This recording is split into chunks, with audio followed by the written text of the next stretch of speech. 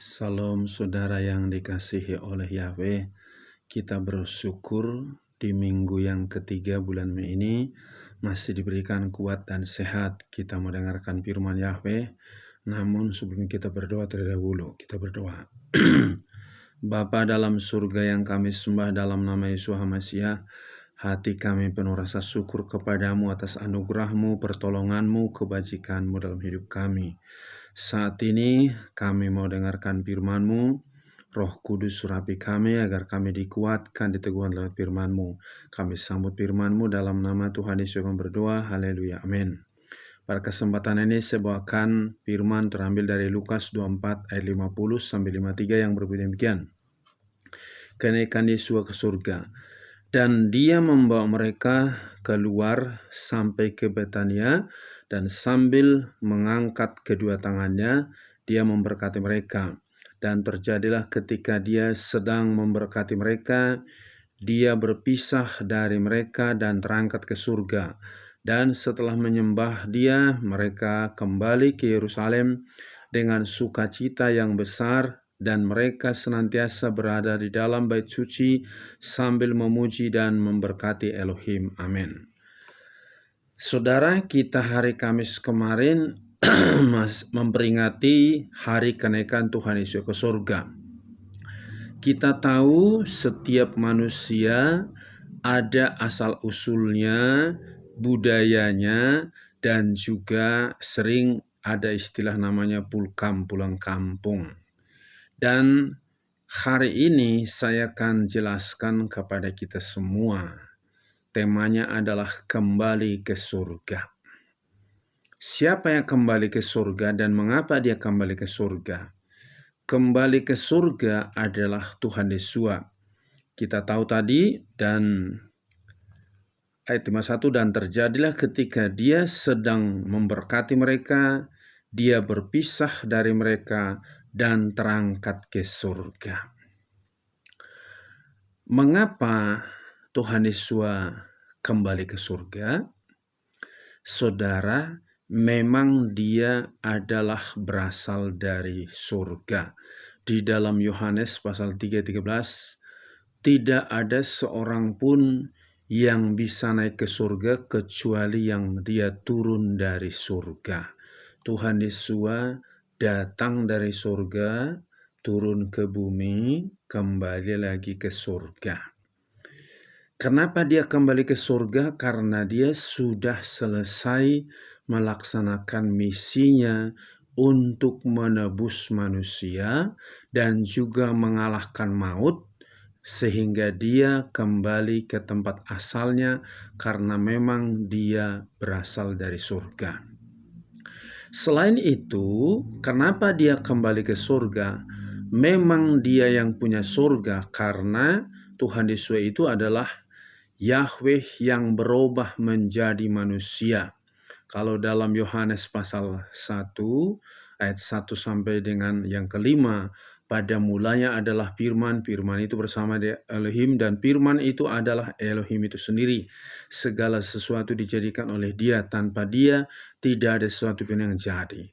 Dan di ayat yang ke-14, firman itu telah berubah jadi manusia dan diam di antara kita. Jadi siapa Tuhan Yesus? Adalah dia Yahweh yang berubah jadi manusia. Jadi kalau dia kembali ke surga, memang dia asalnya dari surga. Nah, saudaraku, apa tujuan Tuhan Yesus naik ke surga? Pertama-tama tujuan dia naik ke surga adalah menyediakan tempat bagi kita, anak-anaknya. Di dalam Yohanes 14 ayat 1-3 dikatakan, jangan biarkan hatimu gelisah. Aku pergi ke surga menyediakan tempat bagimu.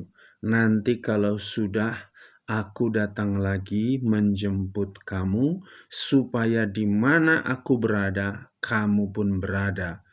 Luar biasa saudaraku, kenaikan Tuhan Yesus ke surga itu menyediakan tempat yang terbaik bagi kita, di mana Di surga tidak ada lagi penderitaan, tidak ada lagi sakit penyakit, tidak ada kesulitan apapun, karena kita bersenang-senang di sana, sebab Dia sudah ubah duka cita menjadi sukacita.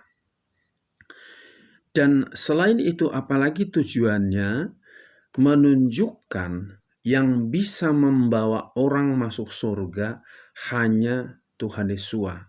Kalau ada orang mengatakan ada banyak jalan ke Roma, betul ke Roma banyak jalan, tapi untuk masuk surga hanya ada satu jalan, one way. Kenapa hanya ada satu jalan? Bukan agama, bukan gereja, bukan perbuatan baik, tapi yang jalan satu-satunya ke surga adalah Tuhan Yesus, di mana Dia katakan dalam Yohanes pasal 14 ayat 6, Akulah jalan, kebenaran, dan hidup. Tidak ada seorang pun sampai kepada Bapa kalau tidak melalui aku. Jadi tujuan Dia naik ke surga adalah menunjukkan jalan bagi kita. Kalau saudara ingin masuk surga, gak perlu kau ikutin ajaran nabi-nabi, ajaran yang aneh-aneh. Engkau ikuti saja Tuhan Yesus, engkau pasti masuk surga. Karena Dia berasal dari surga dan kembali ke surga.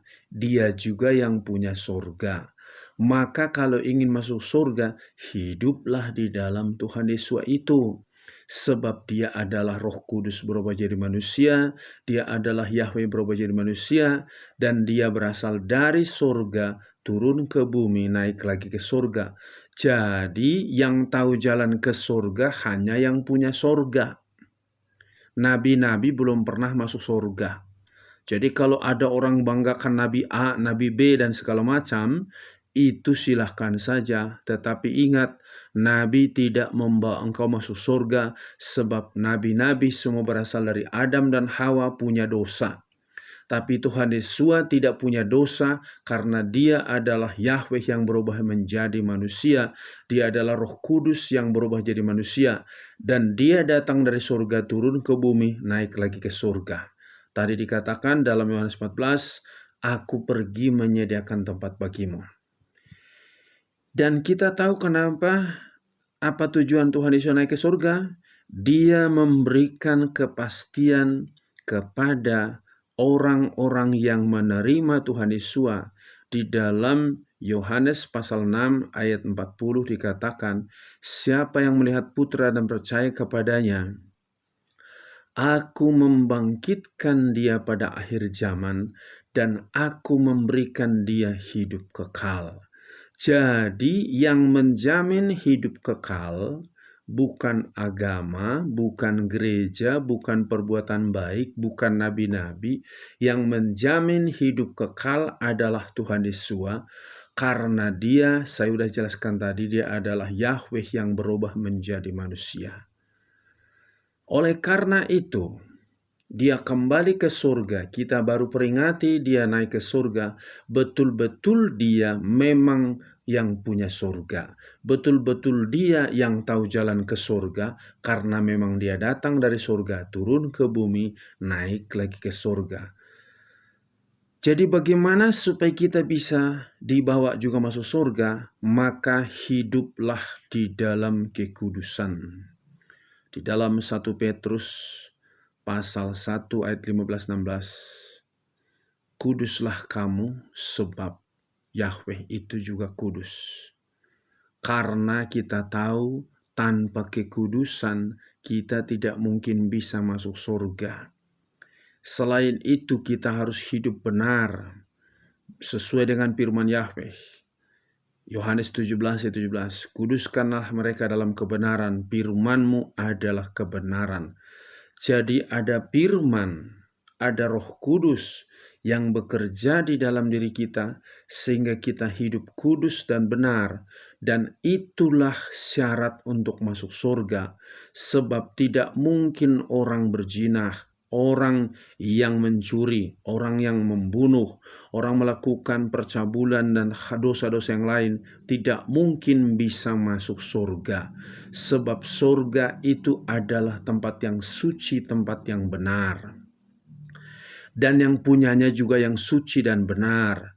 Maka jika engkau ingin masuk surga, yang bisa bawa engkau masuk surga adalah Tuhan Yesus. Hiduplah sesuai dengan firman-Nya, hiduplah dalam pimpinan Roh Kudus setiap saat, sehingga engkau pasti dijamin masuk dalam kerajaan surga, sebab yang kau imani, yang kau ikuti adalah Tuhan Yesus yang punya surga tadi, yang tahu jalan ke surga. Maka pegang itu baik-baik, supaya engkau ketika dia datang kedua kalinya, engkau benar-benar hidup berkenan di hadapannya. Maka engkau dibawa seperti dikatakan tadi dalam Yohanes 14 tadi, Aku pergi menyediakan tempat bagimu. Kalau sudah nanti aku jemput kamu, supaya di mana aku berada, kamu pun berada. Tempat Tuhan Yesus di surga, maka dia akan datang menjemput kita. Dengan naiknya Tuhan Yesus ke surga, ada kepastian bagi kita bahwa kita juga dijamin masuk surga sebagai anak-anaknya, sebagai miliknya, pasti masuk surga. Biar melalui firman ini kita semakin dikuatkan, semakin sungguh-sungguh mengiring Tuhan Yesus. Apapun tantangan, rintangan, ancaman apapun, tetap mengikut Tuhan Yesus, sebab ada kepastian bagi kita untuk masuk surga. Demikian firman Yahweh, kita berdoa. Bapa dalam surga, terima kasih atas firman-Mu ini. Kami bersyukur kami punya Bapa yang sangat luar biasa, yang punya surga, yang bisa membawa kami masuk surga, dan yang memberikan jaminan keselamatan kepada kami. Melalui tubuh dan darah-Mu Engkau telah menebus kami. Kami bersyukur Bapa, kami mengucap syukur kami anak-anak-Mu. Biarlah firman-Mu ini menguatkan hati anak-anak-Mu, supaya tetap setia mengiring Engkau. Apapun tantangan, rintangan yang kami hadapi di dunia ini, kami mau tetap setia mengiring Engkau, sebab Engkau pasti menjemput kami, supaya di mana Engkau berada, kami pun berada. Itu janji firman-Mu. Kami bersyukur Engkau sediakan tempat yang indah, yang mulia bagi kami. Biarlah firman-Mu ini berakar, bertumbuh, dan berbuah di dalam setiap anak-anak-Mu. Berkati bapak-bapak, ibu-ibu, pemuda, remaja, juga anak-anak. Berkati bangsa negara kami dalam persiapan pemilu, supaya semua dengan aman. Juga berkati hamba-hamba-Mu, anak-anak-Mu, persatukan semua. Terpuji-pujilah nama-Mu, di dalam nama Tuhan Yesus kami berdoa, haleluya, amin. Shalom, Yahweh berkati.